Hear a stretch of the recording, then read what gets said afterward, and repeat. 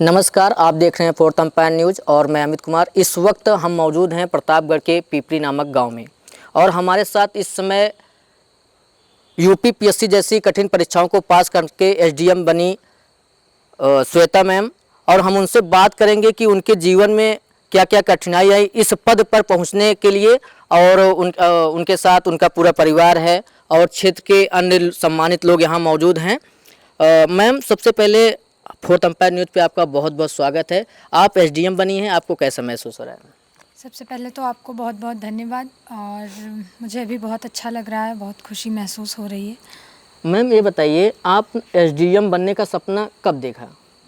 Sir, जैसे कि बचपन में भी था, कहीं सुना था कि अधिकारी होते हैं, वो तो था, लेकिन एकदम सीरियस से मैं 2023 से मैं तैयारी करना स्टार्ट की प्रॉपर, कि इसके बारे में इस पेपर को पूरा मैंने गो थ्रू किया कि क्या सिलेबस है, कैसे होता है एग्ज़ाम, किस फेजेज़ में होता है, प्रीलिम्स, मेंस, इंटरव्यू। तो वहाँ से मैंने फिर प्रॉपर तैयारी करना स्टार्ट किया। क्यों बनना था आपको एसडीएम? आपका ऐसा क्या लक्ष्य था? आप ज़िंदगी में कुछ ऐसे मोमेंट आते हैं जिसके बाद लोगों को लगता है कि हमको ये चीज़ करना चाहिए। क्या ऐसा भी मोमेंट आपकी ज़िंदगी में आया था जिसके बाद आप ठान ली कि नहीं, अब एसडीएम ही बनना है? सर, वो जब एक हम 12th के बाद लगता है कि किस फील्ड में जाएं, तो मेरे मन में एक चीज़ था कि पहले ऐसा हो कि खुद भी अपने पैर पे खड़े हो जाएं। एज़ अ गर्ल ये बहुत बड़ी बात होती है। और दूसरा मुझे लगा कि मैं ऐसा काम करूं जिसमें मैं सोसाइटी को भी पॉजिटिव रूप में इम्पैक्ट कर सकूं। तो सिविल सर्विसेज ऐसा प्लेटफॉर्म है कि जहां मेरे ये जो दोनों एम है कि मैं अपने पैर पे भी खड़ी हो जाऊं और मेरा काम ही ये रहे कि मैं जैसे कि सोसाइटी के प्रति अपने जो कर्तव्य हैं उनका निर्वहन करूं। तो सर, इसलिए मैंने फिर सिविल सर्विसेज को चूज़ किया। कैसे तैयारी रही आपकी? तैयारी में क्या क्या कठिनाइयाँ आई? कठिनाइयाँ तो सर वही कि जैसे कि स्टार्टिंग में पता नहीं होता है कि क्या कैसे करना है, किस तरह से करना है।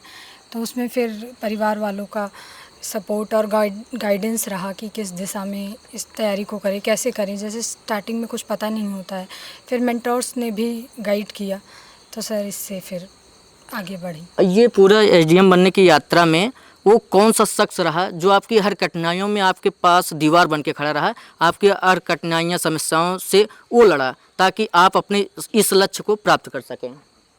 सर, सबसे ज़्यादा जो इस संघर्ष में मेरे साथ रही हैं मेरी मम्मी, उनका पूरा सहयोग रहा है मुझे। मुझे मोटिवेट करना हो या फिर मेरे लिए जैसे कि मुझे पढ़ने का टाइम देना हो, सारी चीज़ें उन्होंने की। और ऑफ कोर्स मेरे फादर, मेरे पूरे परिवार वाले, और मेंटोर के रूप में जैसे सर मेरे मामा मामी ने भी मुझे गाइडेंस दिया।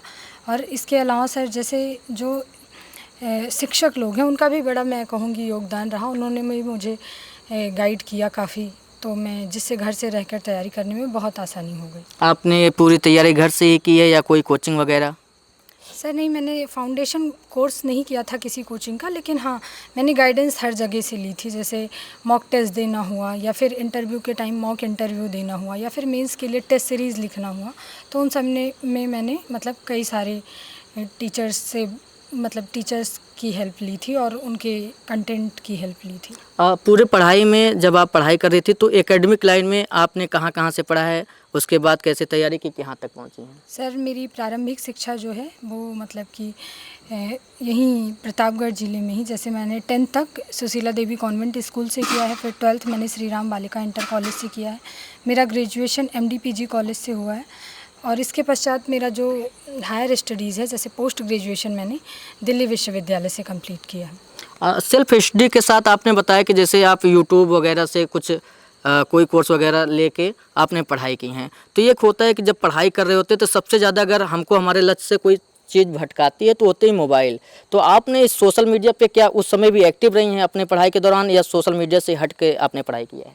सर नहीं, पूरी तरह कट ऑफ करके पढ़ाई करना संभव नहीं हो पाता है, क्योंकि हम कोई रोबोट नहीं है कि हफ्ते के सातों दिन हम पढ़ते ही रहें लगातार। मैंने काफ़ी बीच बीच में जब मुझे स्ट्रेस होता था या कुछ, तो मैं इंजॉय भी करती थी। मैं सीरियल वगैरह भी देख लेती थी, कोरियन ड्रामा देखती थी और मूवी वगैरह भी कभी कभार देख लेती थी। लेकिन हाँ, ये है कि हफ्ते में एटलीस्ट 6 दिन तो एक पढ़ाई को, एक जो निश्चित आवर्स हैं, थोड़ी कंसिस्टेंसी, वो इम्पोर्टेंट है सर। लेकिन मैं इंजॉय भी करती थी। आप प्रतिदिन कितने घंटे की पढ़ाई लगभग करती थी आप?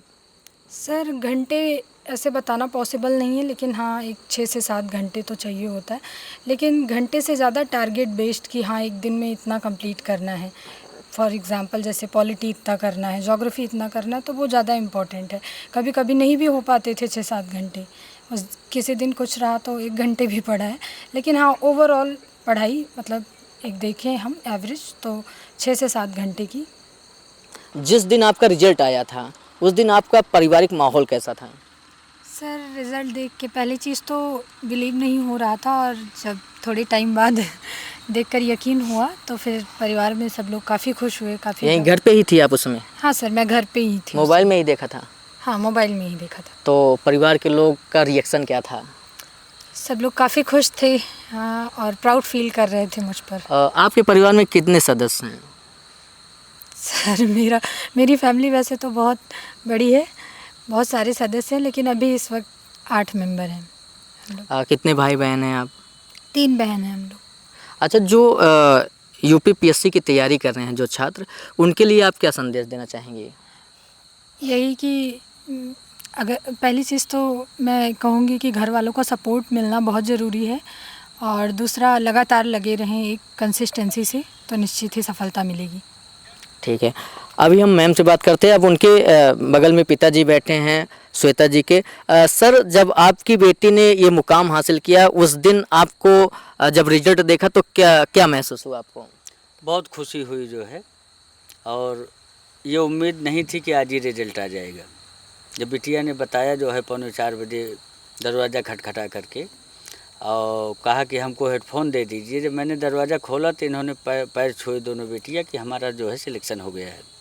तो एकदम खुशी का माहौल हो गया। हम लोग बाहर निकल कर के शंकर जी को बधाई देते हुए घंटा घड़ियाल बजाने लगे।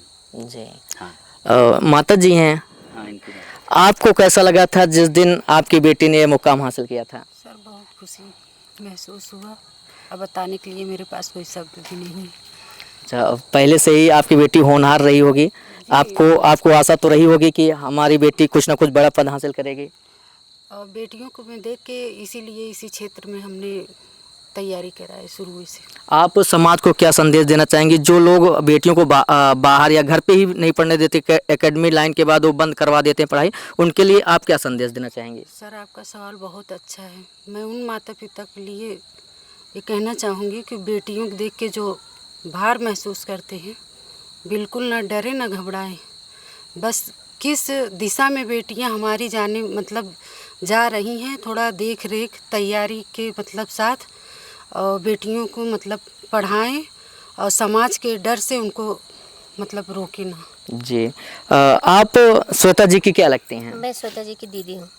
श्वेता जी के लिए आपके लिए 2 शब्द बताइए। जो आप अपनी बहन, छोटी बहन के लिए इतना बड़ा मुकाम हासिल किया, उसके लिए क्या कहना चाहेंगे? मैं उसके लिए श्वेता जी को बहुत बहुत बधाई देना चाहती हूँ, और उसके लिए मैं उनको जो है मतलब इस मुकाम पे आई है मेरी बहन कि हम लोगों के पास कोई शब्द नहीं है खुशी की। जी, आपने कितनी पढ़ाई की है? मैं बस इंटर की हूँ। आपने अपनी पढ़ाई क्यों नहीं आगे बढ़ाई? जैसे कि ये आपकी माँ होंगी, अगर आप बड़ी बहन हैं तो। अच्छा जी, आपने अपनी पढ़ाई क्यों आगे नहीं बढ़ाया आपने? हमारे समय में भी हम जो है बहुत प्रतापगढ़ जाना पड़ता था हम लोगों को पढ़ने के लिए, इसीलिए हमारी पढ़ाई रुक गई, बाधित हो रुक गई। गई। आप क्या लगती हैं श्वेता जी के? उनकी बेटी है, मौसी लगती है। श्वेता जी की मौसी है हमारी। अच्छा अच्छा, कैसा लगा आपको जिस दिन रिजल्ट आया था? बहुत खुशी हुई। आपको? बहुत खुशी हुई। ये चाचा जी हैं। श्वेता की बहन है, इससे ऊपर बात करिए पहले से। बड़ा सहयोग रहता था। आप अपनी बहन के इस मुकाम में हासिल करने आपका क्या सहयोग रहा? मैं अपनी दीदी को बिल्कुल भी डिस्टर्ब नहीं करती थी। उनकी पढ़ाई में आप हेल्प करती थी कि नहीं करते थे? हाँ करती थी। किस तरीके से? जैसे कुछ बच्चे होते हैं वो अपनी दीदी को डिस्टर्ब करते हैं, लेकिन मैं उनको डिस्टर्ब नहीं करती थी। अगर वो बोल देती थी एक आध बार कि मुझे डिस्टर्ब मत करो, तो मैं उन्हें डिस्टर्ब नहीं करती थी। उनके जो जैसे पढ़ाई के समय जो एक तनाव रहता है, उस तनाव को आप कैसे दूर करती थी? उनके साथ कुछ हंसती थी, बोलती थी, खेलती थी, कुछ इस तरीके से? उनको कहती थी चलो मेरे साथ खेल लो। तो क्या खेलते थे आप दोनों? बैडमिंटन। अच्छा, आप श्वेता जी के क्या लगते थे? चाचा लगते हैं। अच्छा, आपकी बेटी एक प्रकार से बहुत बड़ा मुकाम हासिल की, एसडीएम बनी है, आपको कैसा महसूस हो रहा है? बहुत अच्छा लगा। बहुत अच्छा लगा। ये चाचा जी थे, ये पूरा परिवार था और ये अन्य लोग भी आए हैं जो क्षेत्र के लोग हैं। सर, आपके क्षेत्र का नाम रोशन हुआ है। जी। एक बेटी जो श्वेता द्विवेदी जी हैं, इन्होंने इतना बड़ा मुकाम हासिल किया है। जो अन्य छात्र जो होते हैं वो बहुत कोशिशों के बाद बहुत सारे अटेम्प्ट करते हैं, कभी कभी तब भी असफल रहते हैं, लेकिन पहली बार में ही इतनी बड़ी सफलता हासिल की है। क्या कहेंगे आप? ये इसमें कुछ कर्म और कुछ ईश्वर का आशीर्वाद, कुछ माँ बाप का आशीर्वाद, जी जिससे पहली बार सफलता मिली। जी सफलता का मुख्य उद्देश्य होता है, सफलता उसी को मिलती है जिसका जो है पॉजिटिव थिंक हो।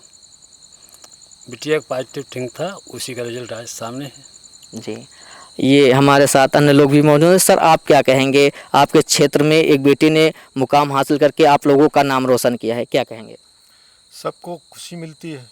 अपने आस पड़ोस में अगर कोई बच्चा जो है अगर कहीं जो है सक्सेस होता है तो जाहिर सी बात है, कोई भी पड़ोसी हो सबको खुशी महसूस होती है और होना भी चाहिए। जो लोग अपने बच्चों को नहीं पढ़ाते हैं, बेटी की वजह से नहीं पढ़ाते हैं, उनके लिए क्या कहेंगे? भाई पढ़ना तो सारे बच्चों को चाहिए और पढ़ाना भी सारे माँ बाप को चाहिए। अब ये है कि जो पूरी तरह से लगन से तत्परता से जुटा रहता है उसका परिणाम ये होता है कि आज हम लोग खुशी महसूस कर रहे हैं। जी जी बिल्कुल। सर, क्या कहेंगे आप? कैसा महसूस हो रहा है आज आपके क्षेत्र की एक लड़की एसडीएम बनी है? हमारे लिए तो बहुत ही खुशी की बात है जी और भैया से भी बहुत अच्छा संबंध है, उनकी बेटी है, हमको बहुत खुशी की बात है। आप श्वेता जी के भविष्य को लेके क्या शुभकामनाएं देना चाहेंगे कि वो और आगे जाएं? आगे हम तो सोचेंगे कि और आगे जाएं, आईएएस हो जाएं। हमारी बिटिया है और एक सामान्य घर से भी बिटिया ये बिटिया प्रूफ कर दी कि एक सामान्य घर से भी हो सकते हैं और कोई भी साधन सुविधा या माहौल ये कोई अहमियत नहीं रखता। तैयारी अगर आपका फोकस है आप तो फिर वो अहमियत नहीं, साधन सुविधा अहमियत नहीं रखता। जी ये बहुत अच्छा किया। शुभकामना है कि बेटी और आगे निकले और दूसरी बहन भी हो।